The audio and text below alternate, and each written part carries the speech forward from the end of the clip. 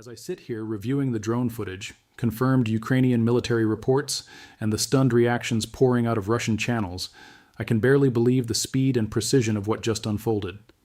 A massive Russian S-400 air defense convoy, one of the most advanced and heavily protected systems in their arsenal, rolled into Crimea with great fanfare, meant to reinforce the peninsula's defenses and deter Ukrainian strikes. 3 minutes later, Ukraine turned it into a smoking graveyard. This isn't just another successful hit. This is a devastating demonstration of how Ukraine has mastered the art of rapid, precise, deep strikes, and why Russia's attempts to fortify Crimea are becoming exercises in futility. Let me walk you through exactly what happened in those critical minutes and what it reveals about the collapsing Russian position in the south. The convoy was no small operation. Dozens of heavy transporters carrying S-400 launchers, radars, command vehicles, and support equipment moved along one of the key routes into the peninsula. Russia clearly intended this deployment as a show of strength, bolstering air defenses after months of Ukrainian drone and missile pressure that has repeatedly breached their coverage. The systems were meant to create a protective dome over critical bases, the Kerch Bridge area, and logistics hubs. For a few brief moments, Russian commanders probably felt they were regaining some control. Then Ukraine acted. In a stunning display of real-time intelligence and rapid execution, Ukrainian forces located the convoy, coordinated the strike, and delivered devastating blows within 3 minutes of the convoy entering vulnerable territory. Precision drones and likely longer-range systems slammed into the column, hitting transporters, launchers, and radar components before the S-400s could even fully deploy or activate. Explosions ripped through the formation. Secondary detonations from munitions and fuel turned sections of the route into infernos, and thick smoke rose over the Crimean landscape.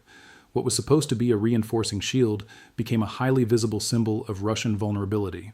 How did Ukraine do this so quickly? It comes down to the evolution of their intelligence strike complex. Persistent drone surveillance, signals intelligence, and human sources inside occupied areas provide near real-time tracking of high-value movements. Once the convoy was identified entering the predictable choke points, areas where bridges, rail crossings, or open roads limit maneuver, Ukrainian operators had pre-planned options ready. The speed of decision-making, from detection to strike, shows a level of integration and autonomy that Russia has struggled to match throughout the war. The destruction of this S-400 convoy is particularly humiliating for Moscow.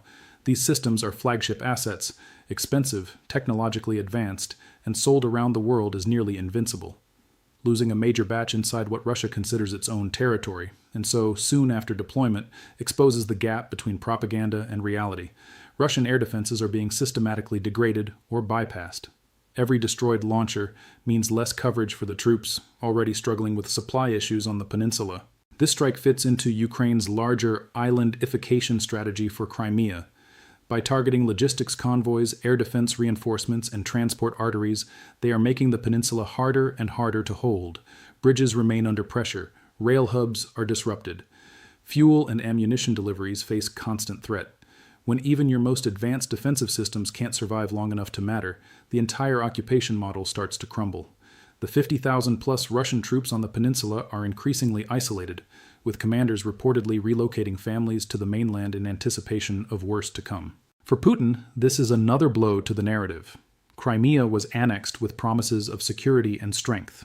Instead, it has become a costly liability, a place where expensive equipment is destroyed shortly after arrival, and where reinforcements are turned into targets. The inability to protect these convoys forces Russia into a reactive cycle. Send more assets, watch them get hit, repeat. Resources that could be used on the mainland fronts are sucked into defending a vulnerable outpost. Ukraine, by contrast, continues to demonstrate the power of asymmetric innovation. Cheaper, smarter, faster systems allow them to dictate the tempo. A single well-timed strike on a high-value convoy yields disproportionate results, destroyed equipment, disrupted plans, and eroded confidence. This is modern warfare. The side that adapts its technology and doctrine faster wins the long game, even against a larger opponent. The images from those 3 minutes will linger. Burning S-400 transporters on a Crimean road, Russian forces scrambling for cover, the realization that no convoy, no matter how important, is safe. This is how Ukraine is systematically dismantling Russia's hold on the peninsula, not through one grand battle, but through relentless, precise pressure that makes occupation unsustainable. What do you think Russia does next? Will they keep pouring expensive systems into the meat grinder of Crimea, or finally face the reality of overextension? How should Ukraine follow up on successes like this to accelerate the liberation? Drop your thoughts in the comments. I read everyone, and this community's analysis is consistently sharp. If these detailed breakdowns of how Ukraine is outmaneuvering Russia help you understand the real dynamics of the war, make sure you're subscribed and notifications are on. The pressure on Russian positions in Crimea is only increasing, and I'll be back with the next update as developments unfold. 3 minutes. That's all it took to turn a show of strength into another humiliating loss.